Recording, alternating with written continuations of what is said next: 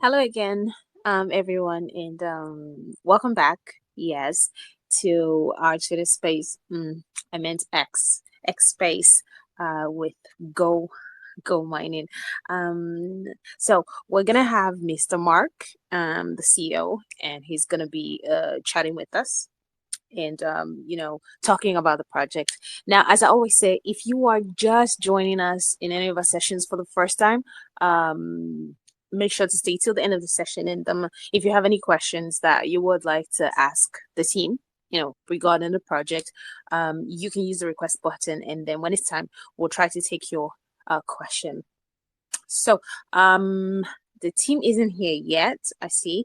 So we will wait a bit for them. But before that, I think maybe just to give us a little background on, what Go Mining, yeah, is all about. So basically, with Go Mining, you can earn BTC via staking Go Mining token, holding NFTs, and playing a game. I think that from the name, we should be able to, um, I guess it's self-explanatory or something. So, but basically, yes, it has to do with mining and mining BTC. So, make sure to stay till the end of the session, and again, prepare your questions and use the request button, and then we will take your questions. We will wait a bit for the team to join us, and then we can begin.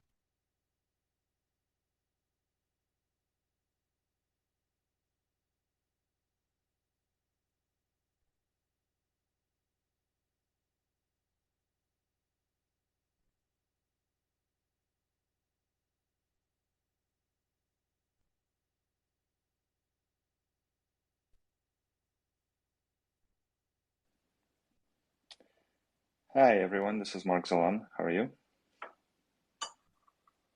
Hello, Mr. Mark. Great to have you here. Hi Jenny. Thank you for having me. Definitely, definitely. How are you? I'm good. It's a Friday afternoon. I think everybody is generally people are happy about that. But also I am.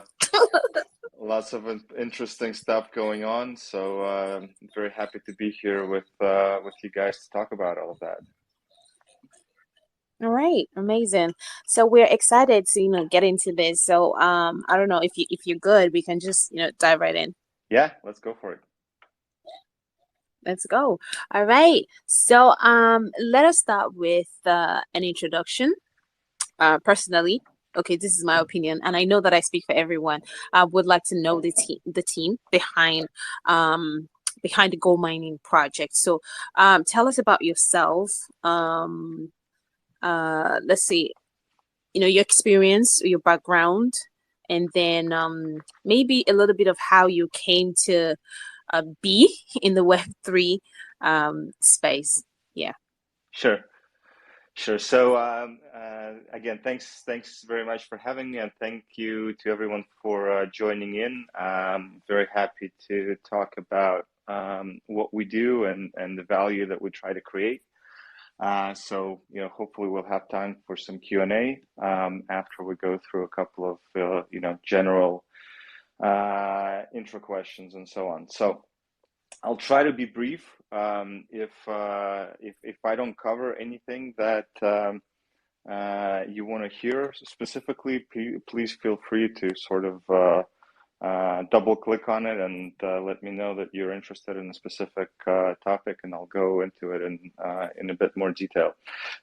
So briefly about myself, I've been in financial technology for 20, 25 years. I actually grew up in California, started working in Silicon Valley, and I've been around enterprise IT for most of my career, working for commercial banks. I spent a lot of that working for GE, General Electric, in various businesses around the world. I've ran technology teams for commercial banking, building the whole breadth of the IT infrastructure that's involved in retail banking. So my whole career has been around sort of consumer financial services. So for me, this is very much a natural transition into, you know, what Web3 is all about, is making financial services, sort of reimagining financial services and making it available in new formats, in new types of services to everyday users. So with that, I think I'll move on a little bit into what we do at GoMining. If anybody wants to talk, you know, is more interested about a bit more about my background, feel free to go ahead and ask.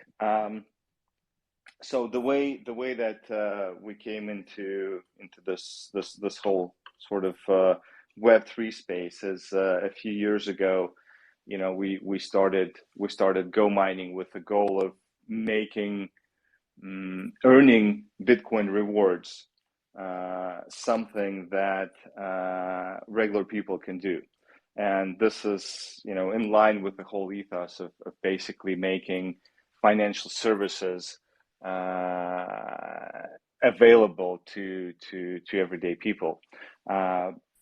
Prior to that, and to a large extent to this day, with the exception of pretty much the service that we offer, mining Bitcoin was a fairly difficult proposition.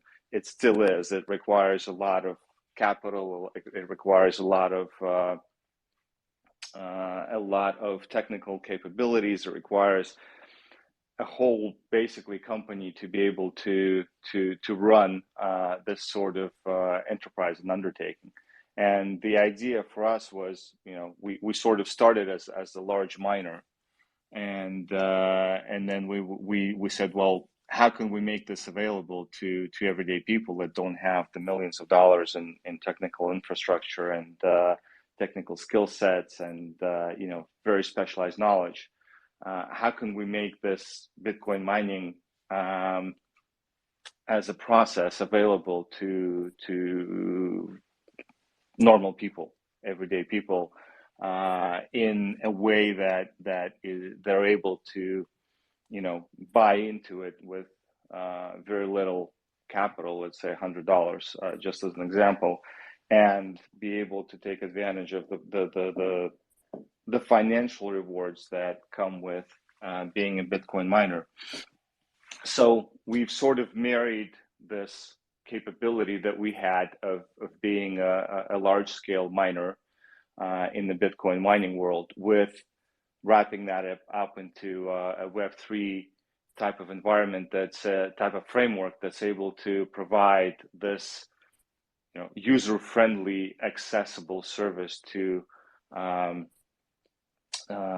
everyday people, to normal people, I should say, not everyday, but normal people that don't necessarily do this every day, and have other lives and other parts of their lives that are not technical, that they're focused on. And that's how we sort of came into this Web3 world. Is we wanted to take our business, and I hate the word liberalize, but it actually fits. it's I hate it because it's been overused so much, but in this context, that's exactly what we're trying to do. We wanted to make this very technology intensive process and make it available, and we used the Web3 tools and frameworks to do that. So I let me stop there. I hope I answered the question. If not, again, let's go into details. Yeah, you did justice to that. Thank you. Now, I want to ask why there's so many areas in Web3, right? Why mining? I'm asking this because the first time this project, you know, landed on my desk and I had to prepare for this AMA, I was surprised that there was still any mining project, and a good one at that, because from 2021, early 2021, or should I say 2020, DeFi hit the crypto space, and then it was followed by GameFi, Metaverse, and NFTs and all of that, I think that it sort of took away attention from, honestly, I think that we all forgot about mining, to be honest. So I am wondering, why mining and Bitcoin? Why Bitcoin? Well, good question. I guess while everybody forgot about it with the latest technologies coming along, it's always been there. It's always been there since 2009, 2010, when the whole crypto space started with Bitcoin, and it continues to be there. And there's Bitcoin blocks continue to be mined, and Bitcoin rewards continue to be created, and the economics of the whole Bitcoin network continues to be very strong through all of the cycles and the boom and bust and whatever cycles as they come and go. It still continues to be a economically profitable activity. Sometimes, when the price is high, it's very profitable. When the price is low, it can become, very what's the right word? Less profitable, or borderline sort of break even, depending on how well you do it. Some of it can become unprofitable, but I think if you know what you're doing, and you have the expertise, then just like any other sort of product, you continue to make a profit doing what you know how to do. So why the way that we talk about what we do is basically, look, if you believe that Bitcoin has a future, there's a basic fork in the road, right? If you believe that Bitcoin has a future, then it makes sense to participate in Bitcoin having a future. If you don't believe that Bitcoin has a future, it's a very different conversation. Sometimes difficult as well, but it's a different conversation. So we'll put that off to the side for now. If you do believe that Bitcoin has a future and will continue to grow in value and in utility, then it makes sense to participate in that future. Well, there's essentially two ways that you can do that. You can buy and hold Bitcoin, or you can mine Bitcoin. And traditionally, over the previous 13 plus years, mining Bitcoin has provided a greater return on investment than buying and holding Bitcoin. So that's where our core expertise comes from. Is we've been a large scale Bitcoin miner since 2016, 2017. We've built up a large infrastructure set that we manage. We manage for ourselves. We manage for other people, and we have a large, very experienced team of people that know how to do this very, very specific activity that is extremely capital intensive and extremely specific in terms of the technical domain that has to be mastered to do it the right way and to do it profitably. And we have all of that. So, as new things have come along, and some of them have gone also since then, we have continued to focus and build up expertise and build up capabilities and build up profitability in what we are doing, specifically becoming domain experts, becoming one of the largest, honestly, miners in the world, and continuing to innovate with our product in terms of not just being a Bitcoin miner, but actually making available to regular people participation in what we do. Because up to now, if we go back to the first question, well, if you believe in Bitcoin and how do you participate in the Bitcoin future? You either buy or you mine. Well, mining is more profitable, but mining is infinitely more complex, because you have to invest large amounts of capital to purchase miners. You have to house those miners in very specific data centers that are built specifically for that purpose. You have to bring in large amounts of infrastructure services, electricity, water, et cetera, and all of that takes capital, expertise, et cetera, and by extension, all of that makes it inaccessible to people that basically don't do this for a living. And this is what our product does: is actually we take all of that and we wrap it using Web3 tools into a product that can be purchased by a regular person. And in that way, they basically come in and become part of our business and participate with us in earning those rewards and getting that higher ROI on Bitcoin. Does that make sense? Yes, it does. It does. All right. Let me let me ask the next question. Now, you have let's see, Go Mining has what already existed for more than 2 years, right? And achieved, I want to believe that you have achieved so much so far. Um, when you look back at when you started, would you have imagined that Go Mining would be at this point? Like, what was your thought process at the beginning of the project Go Mining 2 years ago? I guess the answer is, yes and no.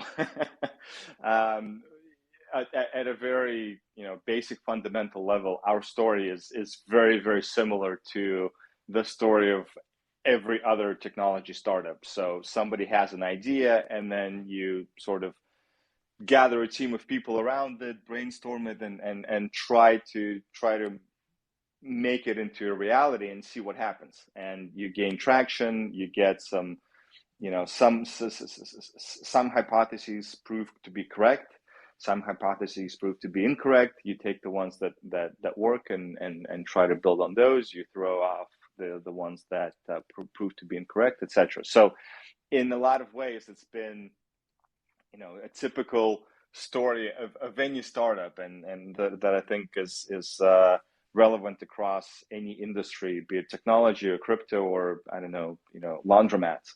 Whenever you start a new business, you go through the same sort of challenges and pains and cycles. So in some ways, we sort of expected that, and that's been our story. In other ways, our history is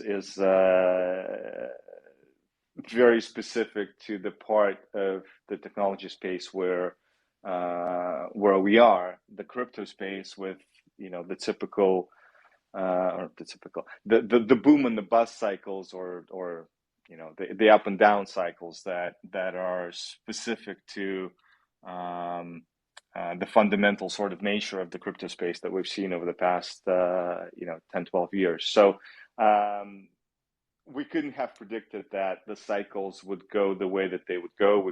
We didn't know that most of the second half of 2022 would be in the down cycle with regards to Bitcoin and asset pricing in crypto. We obviously, we don't have a crystal ball, so that makes it difficult when you're trying to build a new business that at one point you can be very sort of very high up in the pricing cycle, and you're flush with resources, and then 2 or 3 months down the road it could be it could flip to a total opposite. And obviously that creates unique challenges in terms of how you're trying to build the project, how you're trying to resource it, how you're trying to take it to market. When Bitcoin is was at 60,000 and or 50, 60,000 range, and you talk to people and you say, well, our product basically makes it possible for you to mine Bitcoin, and when you mine Bitcoin, you get rewards in Bitcoin and Satoshis. And when it's at 50, it's a very, very profitable proposition. When it's at below 20, it's the economics and the math change completely, and it becomes a drastically different conversation. So, from in terms of those challenges, they are fairly unique to what we're trying to do, or to the sort of our space, our part of the technology space, the crypto world, and the blockchain world. Um, and over the past 2 years, we've gone through those, but I think the most important point in terms of how those 2 years have gone is, our user community has grown tremendously. We've generated Bitcoin rewards. I forget the latest number, but it's let me look it up. I hesitate to speak off the top of my head, but we've basically distributed, essentially equivalents of millions of dollars in rewards, and we're very happy for that, because that is the value that we've generated for our user base. Firstly, and secondly, we've basically taken our product, which 2 years ago we brought onto the market as a first iteration, version 1 of GoMining. We've went through the process of having it hit the market and gather feedback, and basically market tested it.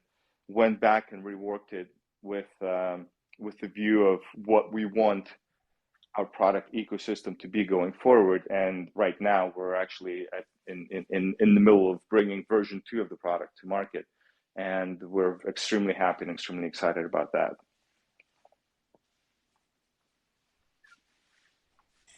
Cool. All right. So over the last few months, yeah, gold mining has changed a lot, and you sort of like changed direction quite dramatically. You released new tokenomics, you developed new protocol. I suppose the question is, why was this decision made? To us, it's actually a very organic evolution of the product. So as I mentioned, version 1 was basically, well, the problem that we're solving is we want to make Bitcoin mining accessible to regular people that are, and when I say regular people, I mean people that are not, involved with Bitcoin mining for years and years.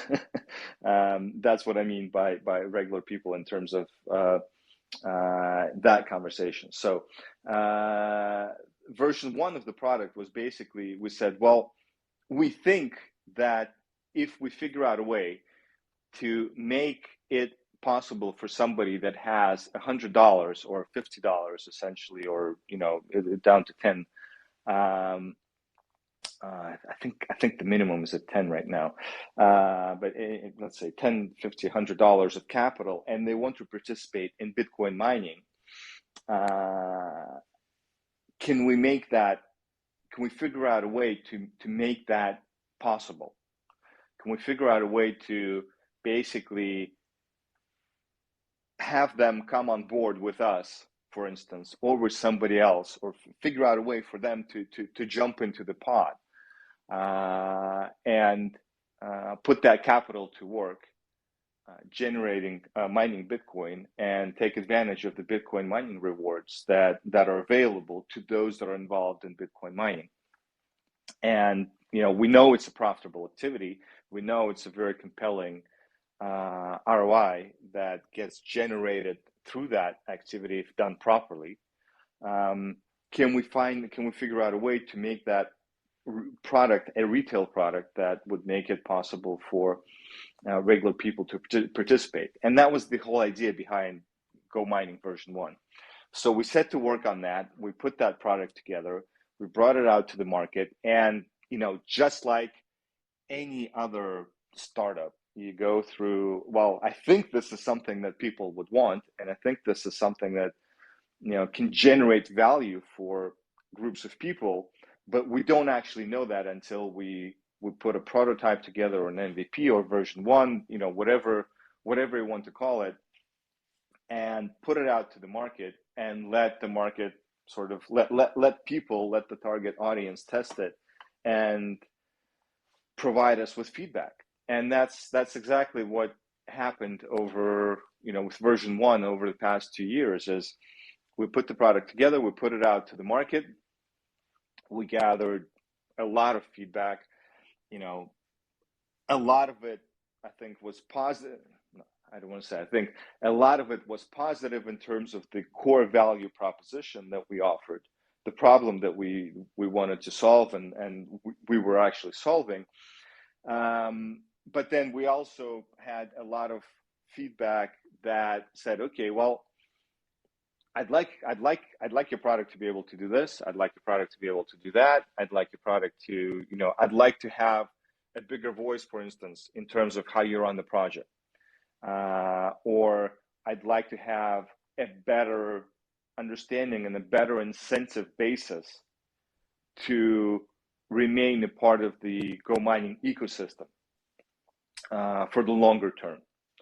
And, all of those were great suggestions. So we were having those conversations with our user community. We're having those conversations between ourselves that basically said, okay, so version one is out there.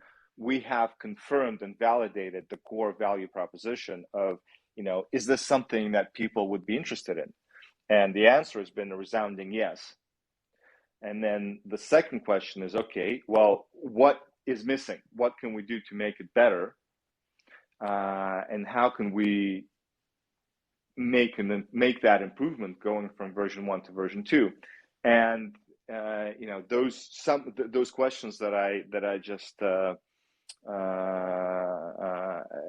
threw out there were some of the ones that actually came back in our user community discussions that guided and went into how we constructed version two. So with version two, with the new tokenomics, it's not so much a change as it's building on the basis of version one into version two, making the improvements that our user community has been asking for. So one of those is basically, again, let me take a step back into version one. Version one basically said, okay, if you want to participate with us, we have tokens, GoMining tokens, that provide a core basis for our sort of ecosystem. You can buy those, and based on those, you would be entitled to particular rewards. That worked well to validate the basic idea of, is this a product that would be in demand? But for instance, it was very basic in terms of there is no incentive for somebody to stay a part of our ecosystem. So for instance, we saw that people would come in, people would go out, and that created some issues in terms of how we wanted to run the project, how we wanted to, the type of users that we wanted to get to play a bigger role, that we wanted to have a bigger voice in how the project is run and how the ecosystem is governed, and so on. So for version two, we basically said, okay, the Bitcoin mining rewards are still there, but the nature of Bitcoin mining, the business itself, is extremely long cycle. It requires a lot of capital, and it requires a lot of that capital to be put to very, heavy duty industrial use. So for instance, when we take capital and apply it to expanding our capacity, which basically means we have to build a new purpose-built data center that is specifically designed for mining Bitcoin. Well, that requires, everything that you think about in terms of heavy-duty manufacturing. It requires electricity to be brought in. It requires building and construction. It requires you to dig trenches. It requires internet connectivity. It requires, very specifically designed buildings to be put up. with racks and shelves and air conditioning and heating and ventilation, and it requires you to purchase miners, and those miners have to be paid for. They have to be shipped, assembled, configured, managed, etc., etc. It's a long process. That, beginning to end, it's over a year. So when we say that, okay, we want to attract a certain type of user community, we want people that want to be in it for a longer haul, a longer term. And some of the people that have come in for version 1 actually wanted to do that, and some of the people that wanted to come in just said, well, we're in it for a month, and then we want to sell the tokens and basically go jump into some other project, and which is perfectly fine. But I think where we saw an opportunity to improve is basically say, well, look, we're not doing a good enough job necessarily of communicating sort of what the type of business that we want to do and the type of user community that we want to come in and join us. So let's see if we can figure out a way to make that clear, to clearly say, look, we want to attract people that are long-term part of the project, that will be part of our user community for a longer term, not necessarily on a day or a week or a month basis, but quarters and 6 month and 12 month and 18-month intervals. So let's rework the way that our ecosystem works to basically A, make that clear, and B, make that economically rewarding. So one of the things that we're doing is we're basically saying, okay, going forward with version 2, once you become part of our community, there's an opportunity for you to A, stake the tokens, and B, depending on the type of the length of time that you make the staking decision for, you A, get a bigger share of the rewards going through the ecosystem, and B, you get a greater voice in terms of governance of the project. So as decisions come up around how the project should continue to evolve, we want to be able to involve the user community, put that up for a vote, and then depending on how much of a lockup, for instance, period you've selected to involve yourself with regards to staking, that will drive the share of the voting power that you will have as part of that staking process. So what we've done is we've basically aligned the long-term interest of the project with the long-term interest of our users through sort of version 2 of our tokenomics. And that's basically, it's a longer term answer. It was a longer form answer than I planned, but I think it's important that we take this opportunity, the CMA, to explain some of the thinking and some of the basis as to why we're making the changes that we're making. So hopefully that was pretty straightforward in terms of what's driving the change and what we're trying to accomplish by going from version 1 to version 2 of our tokenomics.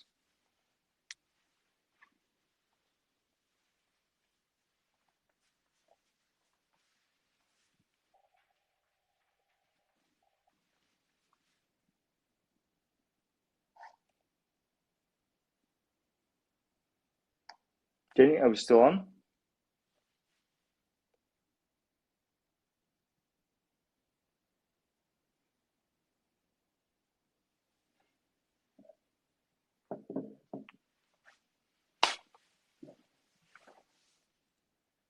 I think we lost you.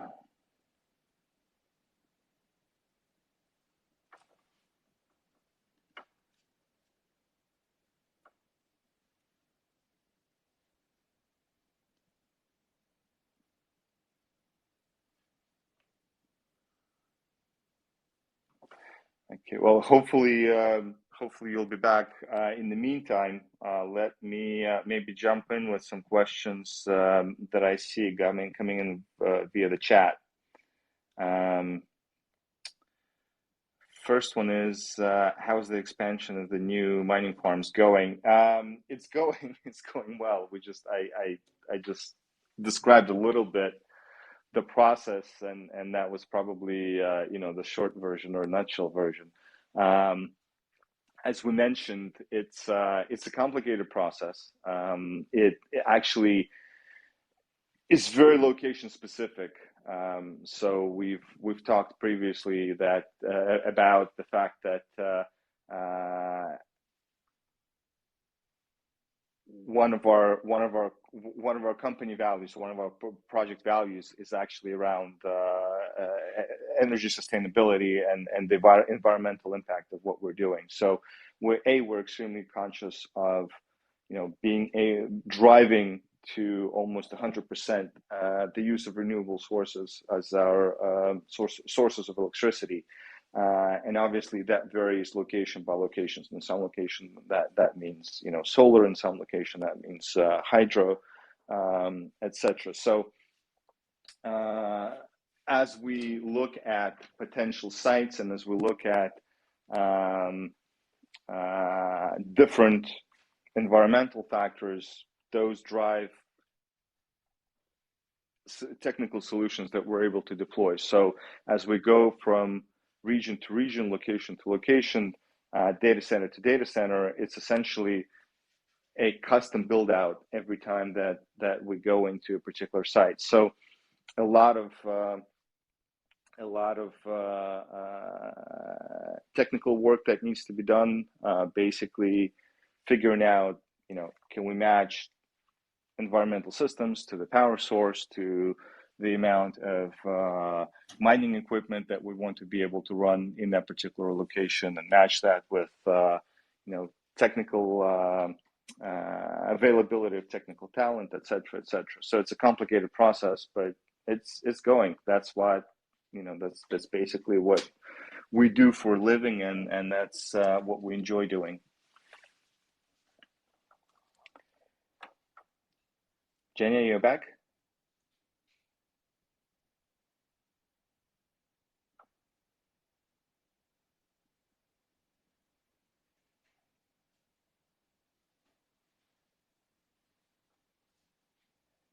Right. I think we may be having some technical issues with our hosts here. So, um,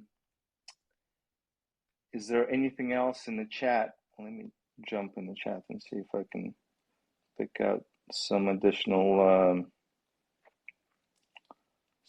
issues.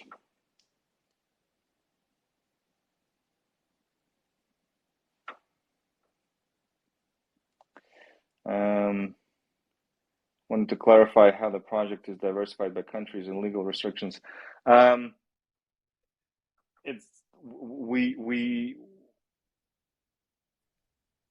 It's it's a complicated question. Obviously, different countries.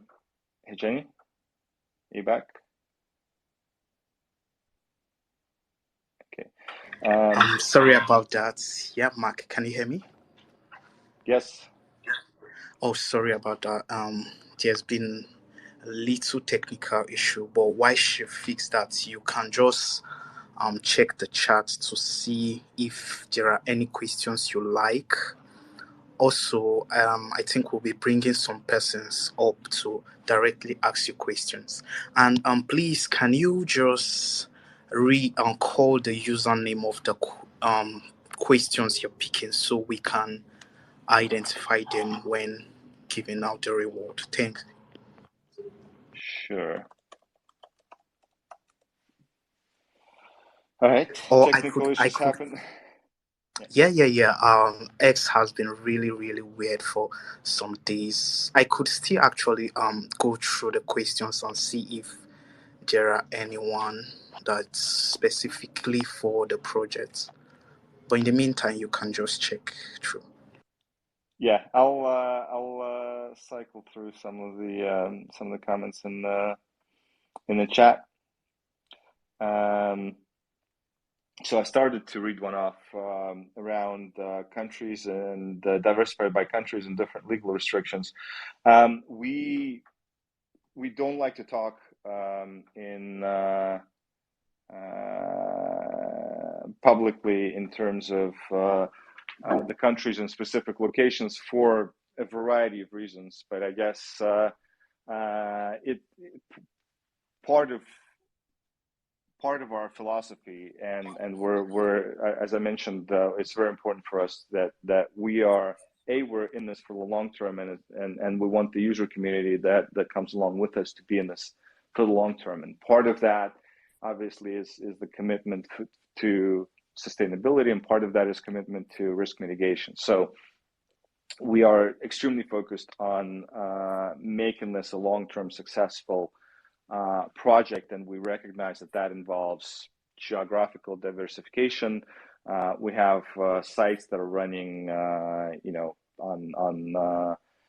in hot and cold climates. We have sites that are running in different countries. We have sites that are running on different technologies, etc. Part of that is around diversification. Part of that is finding the right opportunities and having the technical wherewithal to take advantage of technical opportunities that come along. So yes, definitely geographic diversification is very much part of what we're doing. With regards to regulatory compliance, that's I want to say it's the number 2 or number 3 priority beyond just running the core business, but it actually that would not do justice to it as we've been. Let me rephrase this. Coming from a banking and finance background, I recognize that unless regulatory compliance is actually your number 1 priority, right next to running the core business, it's likely that you might have challenges building a sustainable long-term business. So for us, it's the core part of everything we do. We want to be in this for the long term. The only way to do this successfully is to be extremely proactively aware and involved with every regulation that can come across and affect our business in any way, having to do with anything from the way that electricity is provisioned to local labor standards to environmental standards, etc., etc. So part of that is obviously the challenge of Bitcoin mining being virtually unknown as a type of business in a lot of geographies. So a lot of what we do is working with local governments, explaining, educating, informing, discussing, taking feedback, adjusting some of the plans that we have in place and some of the ways that we run our business. But again, that's a constant everyday process that is basically becomes a critical part of the business. So again, something that we are extremely focused on a day-to-day rhythm. Let me see. Will there be? I'm back. Hey, welcome back. Thank you, and thank you for covering for me. Again, I am going to say that honestly, X is messed up. That's just all I have to say. And I wish I had the opportunity to talk to Elon Musk. I'm not sure why he goes on about this app, but it's crazy. And it's really frustrating for me when I'm hosting. So, sorry. It happens, It happens. It always happens. Right. So, no, thank you for covering too. So, I'm going to take one more question from, my end, and then I will take maybe 2 or 3 more from the community, and then maybe we can wrap it up, because I feel like I need to ask this question as it's very important. As something about the VGMT, voting escrow. Mm-hmm. Yes, I just want to know, like, what role will holders votes play in the formation of the project? Like, how much control can the community have over the the path that the gold mining ecosystem is going to take in the future? Great question. So I don't know which part of my previous answer you ran into technical issues on, but I was actually talking about why the change is happening from version 1 to version 2, and a huge part of why version 2 is coming along is specifically because this voting escrow is a way. One of the strong feedbacks that we heard from the user community was, we would like to have a better understanding of how we can influence the project. We would like to play a bigger role in terms of how the project is governed, and that drove in a major way the way that we've designed or redesigned the product or the protocol for version 2. So to answer your question, firstly, the way that voting escrow works, it's a bit challenging to explain it in this type of format in the voice only environment, because the way when we talk about it, we're always using slides, and there's diagrams and graphs that make it fairly straightforward. So what we're going to do is shortly we're going to record a couple of videos that take advantage of being able to display slides, and we'll talk specifically about record those specifically explaining how voting escrow will work, and we'll make those available on our project website. And I'll encourage everyone to hit that up and basically take a look. So I'll explain it briefly here, but I'm cognizant of the fact that it may not come across as intuitively simple as it's meant to be. So the way voting escrow will work is, depending on the staking period that you choose, you will have a particular voting escrow weight to the shares that go into basically voting on governance of the project. We want to make that governance process as comprehensive as possible. So ideally, at some point in the future, we want to get to a world where 100% of the decisions that get made are going to be through voting escrow, voting shares, based on the number of tokens in the project that are owned and are staked for the long term. That's the vision, and that's what we want to get to. When we'll be able to get to that, and whether it's going to cover 100% of the governance decisions, right now we don't know. We're basically, we're 2 years in.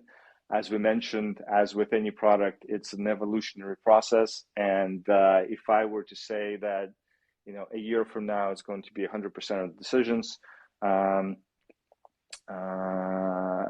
or at some set period of time, I would probably not be transparent in that, because it's just, we don't have a crystal ball. It's impossible to know. Where we are now is we're introducing this because of the feedback that we've received from our user community, and this is our response to that feedback. So we're basically redesigning the way the project is run. We want to make that governance, public voting and governance process as transparent as possible. But we're basically, again, MVPing a number of hypotheses, and we want to see how those work. So we're trying to create economic incentives for long-term user community participation, and this is the version 2 of our tokenomics is basically our attempt to do that. We want to see how well it works. Have we thought of everything? Are those incentives going to perform to the extent that we think they will? We've done a significant amount of homework. We've looked at other projects, in terms of how they're solving for these issues. We've tried to apply best practices. We think we've done a very good job, and we're excited to bring the change to our user community. But we need to see when the rubber hits the road, so to speak, and how that actually tracks in the marketplace, in the market with the user community, etc. So that's part of it. And the second part is we need to see we expect that people that whose economic interests are aligned with the long-term economic interests of the project, that they're going to make governance decisions based on those long-term alignments. But until we go through a few of these, and our assumptions or our expectations are validated, it's we're not going to be in a position to make further decisions on how that evolves. But honestly speaking, if 3 or 4 or whatever period of time, years from now, we are at a point where 100% of the governance decisions are fully conducted through the voting escrow shares, that the project team will be beyond ecstatic in being able to make that fully the responsibility of the user community, and take a step back and sort of let the community guide the project, and focus on just operational excellence in terms of making the underlying infrastructure work like clockwork.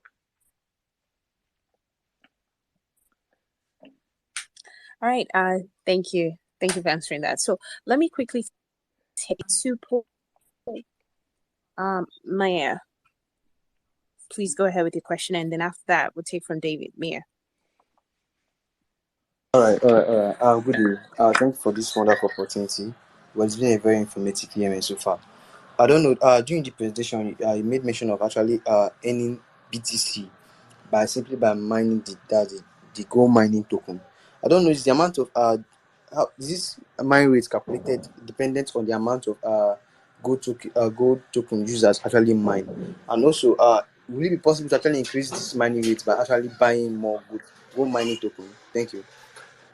I'm sorry, I didn't hear the first part. I couldn't. There was some background noise, so I couldn't make out the first part of the question. Jenny, did you get that? Would you mind repeating it? Sure. I was Okay, go ahead. Yeah. I think I read that users could actually earn BTC simply by mining by actually staking the Go mining token, and also mining the Go mining token. So I wanted to know if it would be possible to actually increase the mining rates, and also if the Go token earned by mining is dependent on the amount of Go token users mine. Yes. So I think the answer is, when you stake Go mining tokens, are you also getting BTC mining rewards? And the answer is yes. That's the core function of the of what Go mining does. Obviously stays the same, and so part of what we want to do with governance and voting escrow and having the user community. Hey, am I audible? Sorry. Hello. Yes. We can hear you. We got your question already.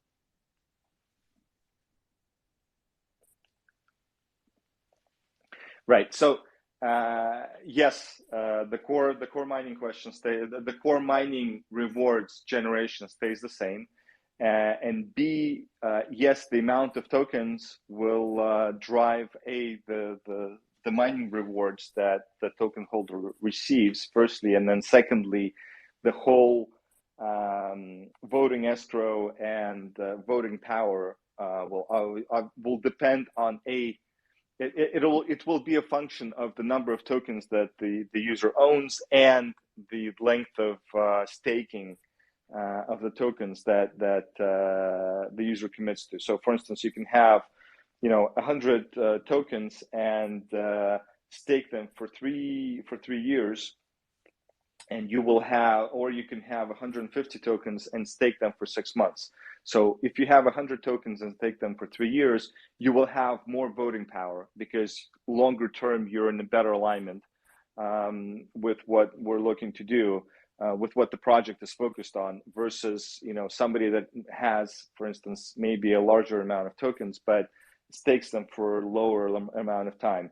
And there is obviously a sliding scale of how the number of tokens times the length of time converts into voter escrow voting power, and that's the part that we want to specifically sort of make a couple of videos about, and make those available on our project website, so that it's actually visually clear. And this is maybe one of the drawbacks of this Twitter Spaces format, is talking about it is a picture is worth 1,000 words. So I can spend 10 minutes talking about it, or I can just put up one slide for 30 seconds and it'll be immediately clear. So I hope we covered your question. Yeah. I hope so. So David, please go ahead with your question real quick. David, edit. Are you there? Okay, we really do not have time to waste, so I will let North ask his question. And he'll be the last person. North.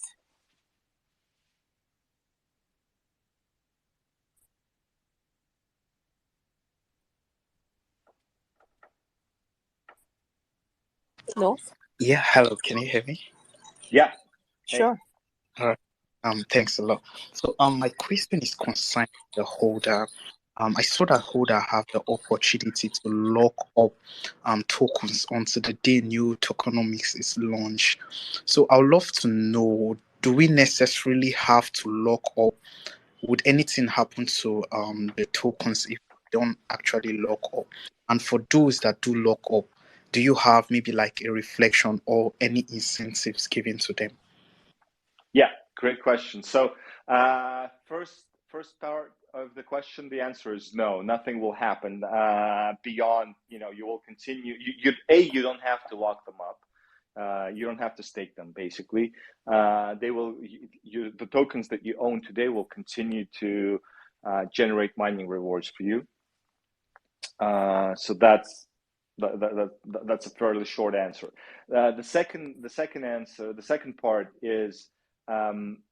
When you stake, we've actually designed the staking process to be to provide a better yield for you than just holding the tokens that you have. So we've mentioned that depending on the length of time that you stake the tokens for, you will receive. There's a mechanism designed to basically. As the value gets created and gets run through and circulating through the ecosystem, part of all of the circulation will go to the token holders, and depending on whose tokens are staked. So depending on the amount of tokens that you've staked and the length of time that you've staked them for, you will get additional rewards on top of the Bitcoin mining rewards that you receive for holding the tokens. You will get additional rewards in terms of tokens themselves as money moves, as value moves through the ecosystem. I know value is the right word, not money, obviously.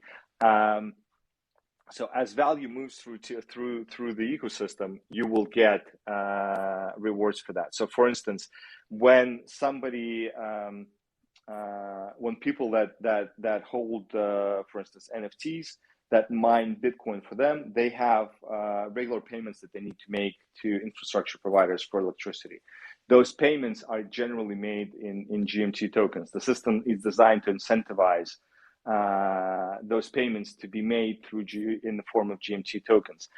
For every GMT token that goes through energy payment, electricity payment, the people that stake their GMT tokens, they will get a piece of that payment. So, for instance, there's the way the protocol is designed is as value moves through the ecosystem, the token holders that have staked their tokens will get additional rewards on top of Bitcoin mining rewards for staking their tokens. And again, this is something that is difficult to explain just by audio only. We've got plenty of charts that make it much easier to explain and to understand and have a conversation about. So we'll put those up separately and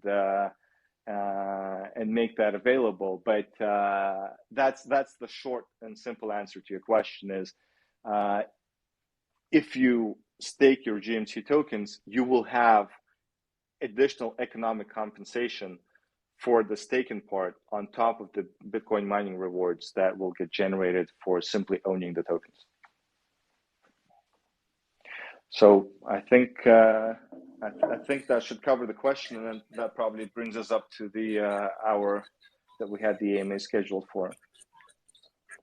Yeah, it does. But thank you, North, for the question. And so for all of the other questions that we couldn't take because of time, I would advise that you follow GoMining on X, which is Twitter, and also join the community so that any question that you have will be addressed. As Mark said, that videos will be made to make everything simple and easy to understand. So do well to join the community.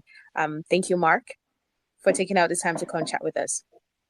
Yeah, thank you for hosting us, and again, thank you very much to everybody that's joined. Obviously, we love to talk about our project, and some of my some of my answers sometimes get windy, and apologies for that also. But we love being sort of clear and transparent in terms of what we're doing and we're trying to do, the value that we're trying to bring to people that come along with us, and so hopefully that was helpful, and we would love to see you join us and converse with us using any of the multitude of channels that are available today.